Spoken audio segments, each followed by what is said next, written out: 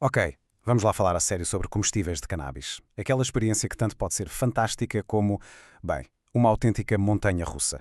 A boa notícia é que não tem de ser uma lotaria. Nesta análise vamos desmistificar tudo isto e transformar o imprevisível numa ciência que qualquer pessoa pode dominar. Vamos mergulhar na arte e, claro, na química da culinária com cannabis. Toda a gente que já experimentou se pergunta o mesmo, não é? Por que é que os comestíveis são tão hit or miss? Um dia a dose é perfeita, no outro é demasiado forte ou nem se sente nada. É precisamente essa a grande questão que vamos desvendar. Vamos mergulhar na biologia e na química para perceber como é que se consegue ter controlo e consistência.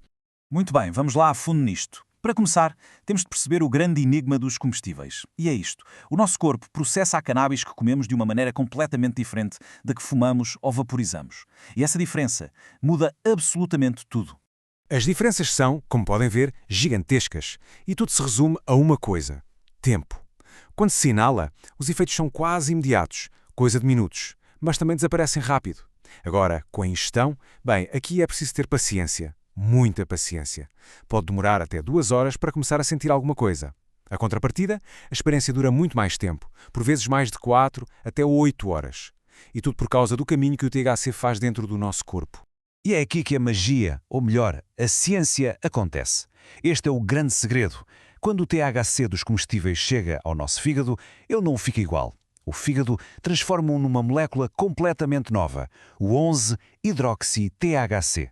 E o que é que isto significa? Bem, este novo composto é muito, mas muito mais potente. Atravessa a barreira que protege o nosso cérebro com uma facilidade incrível.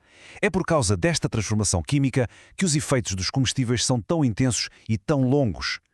Ok, já percebemos a ciência por trás disto. Agora, vamos à parte prática, que é talvez a mais importante de todas, a regra de ouro da dosagem. Se há uma coisa a reter de toda esta conversa, é esta. Comecem com pouco e vão com calma. Start low, go slow. É o mantra. Então, para quem está mesmo a começar ou para quem quer só um efeito muito, muito suave, a dose ideal anda entre os 2,5 e os 5 mg de THC.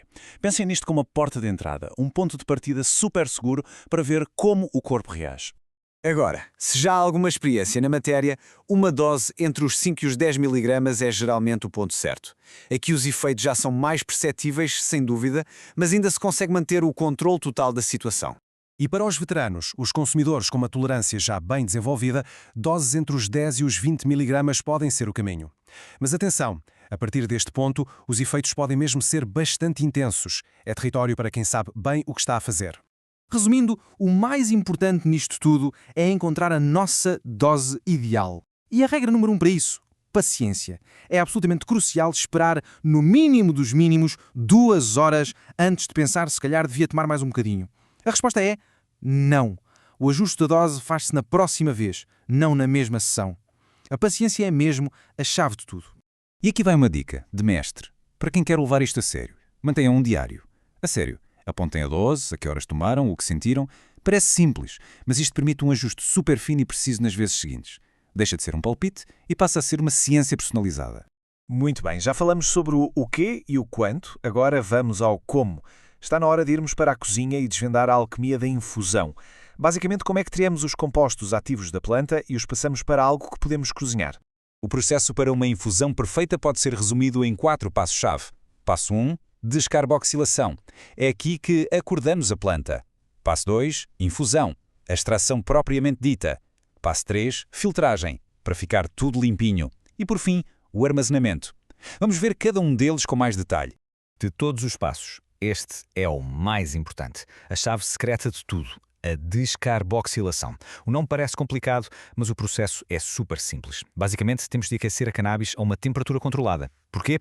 Porque a planta, na sua forma crua, tem THCA, que não é psicoativo. O calor transforma o THCA em THC, que é o que procuramos. Sem este passo, os comestíveis simplesmente não vão funcionar. É tão simples quanto isso.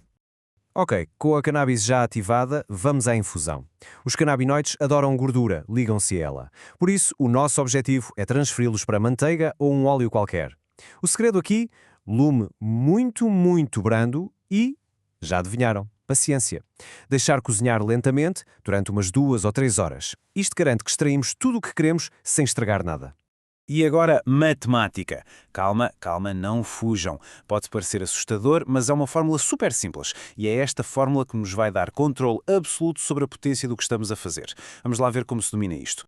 Primeiro passo, temos de saber quanto THC temos no total. A conta é esta. Pegamos nos gramas de cannabis que vamos usar, multiplicamos pela percentagem de THC dessa cannabis e depois multiplicamos por 1000 para passar tudo para miligramas. O resultado é o total de THC que temos para brincar. Vamos a um exemplo prático para isto ficar super claro. Imaginem que temos 2 gramas de uma cannabis com 15% de THC. A conta é 2 vezes 0,15 vezes 1000. O resultado, 300. Temos 300 miligramas de THC no total na nossa infusão. É este o nosso número mágico. E a parte final é a mais fácil de todas. Pegamos nesse total de THC e dividimos pelo número de doses que vamos fazer. Continuando com o nosso exemplo, se com aqueles 300 mg fizermos, digamos, 10 brownies, então é só dividir 300 por 10. Cada brownie vai ter, com precisão, 30 mg. É assim que se consegue consistência. Acabaram-se as surpresas. Ok, a parte da cozinha está dominada. Mas dominar a experiência não é só saber cozinhar. O foco agora muda para o momento do consumo. E aqui entra em jogo uma coisa fundamental, o que em inglês se chama set and setting, ou seja, a nossa mentalidade e o ambiente à nossa volta. O ambiente é mesmo meio caminho andado. Estar num sítio onde nos sentimos bem, seguros, relaxados, se calhar com amigos em quem confiamos, isso pode mudar por completo a experiência. Transforma em algo muito mais positivo e agradável.